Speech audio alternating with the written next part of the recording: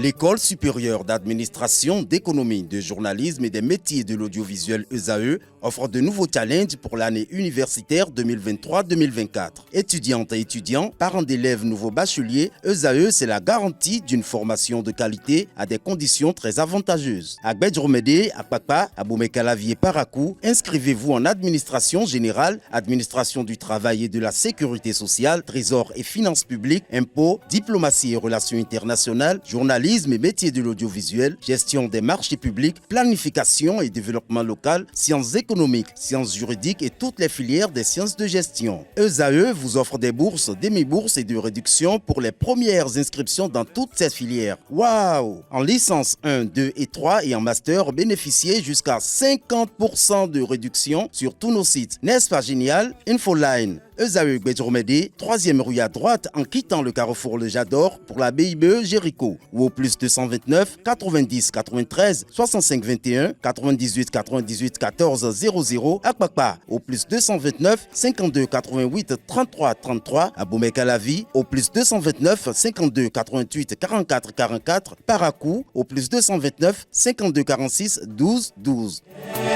ESAE, l'excellence à un nom. Aneldou, bonjour à nouveau. À nouveau, bonjour à vous, Abdelkader Hachirou. On démarre par la 10e journée de la Super League Pro qui a pris fin le dimanche dernier avec divers résultats. Effectivement, ayant pris son envol le samedi 30 mars 2024, la 10e journée de la Super League professionnelle s'est achevée ce dimanche. Au terme des matchs joués, c'est Bani Gansé qui fait la bonne opération en réception de l'AS Sobemap dans son fief. À l'issue de cet affrontement, ce sont les chasseurs de Bani Kwara qui ont dicté leur loi aux manutentionnaires sur la plus petite des marges de 1-0. Grâce à ce résultat combiné avec la contre-performance de Dadje Football Club face aux requins de l'Atlantique, c'est-à-dire 2 buts partout, Bani Gansé est le nouveau leader du championnat national. Après 9 matchs sans victoire depuis le début de la Super League professionnelle, l'association sportive du port autonome de Cotonou s'est enfin réveillée et ce sont les Sao Boys de Savalou qui en ont fait les frais. À domicile, Aspac s'impose sur le score étriqué de 1-0 face à Espoir de Savalou et quitte la dernière place du classement. Opposé à l'AS Cotonou, l'Autopopo n'a pas réussi à renouer avec la victoire. Face au Adjakalolo, les Lotto Boys ont été contraints au partage des points sur le score de 1 but partout. À Porto Novo, Dragon Football Club crache du feu sur Damissa Football Club qui n'a pas pu sortir ses griffes. À l'issue des 90 minutes, les Wemenu se sont imposés sur le score de 1-0 devant les félins de Ndali. Dans le même temps, le choc entre Dynamo d'Abomey et Coton Football Club a tenu toutes ses promesses.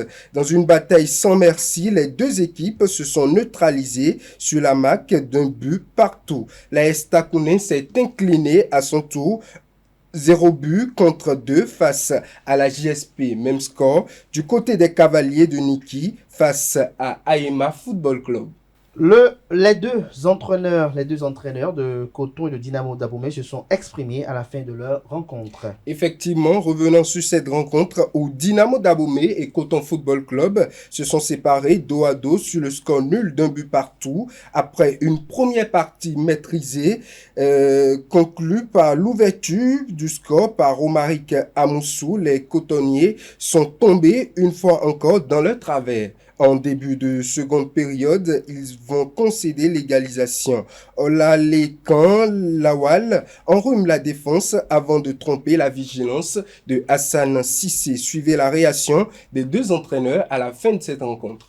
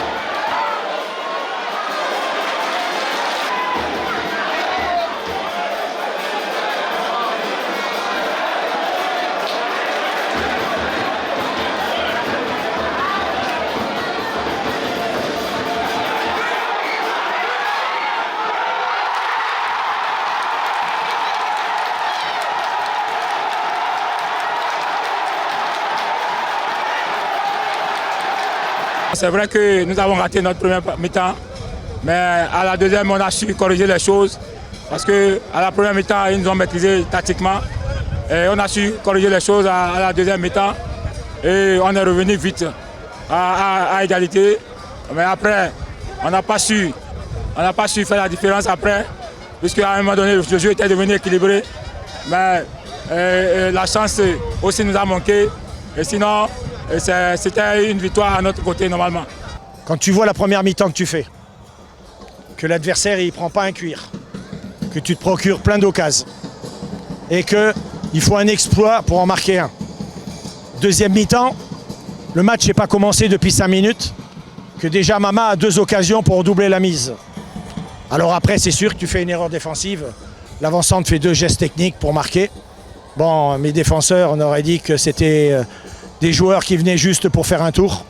On n'a pas senti de la rigueur qu'il fallait, surtout par rapport à ce que ce joueur sait faire, puisque moi je l'avais vu jouer, et j'avais vu déjà contre la sécurité sociale, il avait fait de belles phases de jeu. Donc bon, moi je pense qu'on leur a donné un point. Comme d'habitude, je pense que sur beaucoup de matchs, puisqu'on en est avec des matchs nuls, à tous les matchs on a des regrets. Aujourd'hui c'est encore pire que les autres matchs, parce que bon, je vous dis qu'à la mi-temps le match doit être plié. La JSP a battu l'AS Takouné, les moments forts dans cette édition. On vous propose de suivre également les moments forts de la rencontre de la JSP face à l'AS Takouné, une rencontre qui s'est soldée sur le score de 2-0. Des images prises par nos reporters.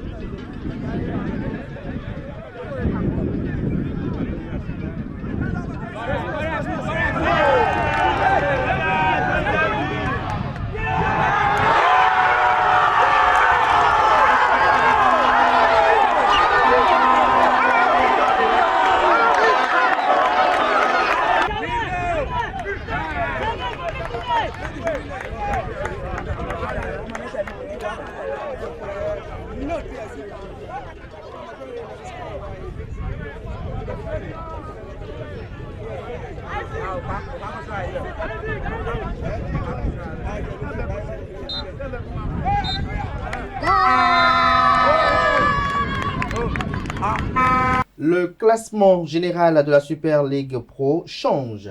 Effectivement, côté classement, Bani Gansé prend désormais la tête de la Super League professionnelle avec 22 points. Et il détrône ainsi Dadje Football Club qui se retrouve désormais à la 2e place avec 20 points. L'Autopopo, 3e avec 19 points. Les Dragons de l'Ouémé remontent peu à peu et sont désormais au pied du podium à la 4e position. Les Cavaliers de Niki et l'AS Sobemap suivent avec avec 15 points à la 5e et à la 6e place. Avec 14 points, Dynamo d'Abomey, le champion en titre Coton Football Club et Espoir de Savalou sont respectivement 7e, 8e et 9e. Les Cotonois de l'AS Cotonou sont 10e, la GSP 11e, AEMA Football Club 12e, l'AS Takouné 13e. Aspac quitte la dernière place et remonte à la 14e position. Tamisa Football Club est 15e et les Requins de l'Atlantique sont au bas du classement à la 16e position. Merci à vous, Analdo, pour cette présentation de la page des sports. Merci une fois encore à vous, Francis Farami, pour la présentation du bulletin matinal d'information. À présent, je vais installer Quentin Amoussou et Atifa Olafa pour les rubriques définition du jour et trucs et astuces.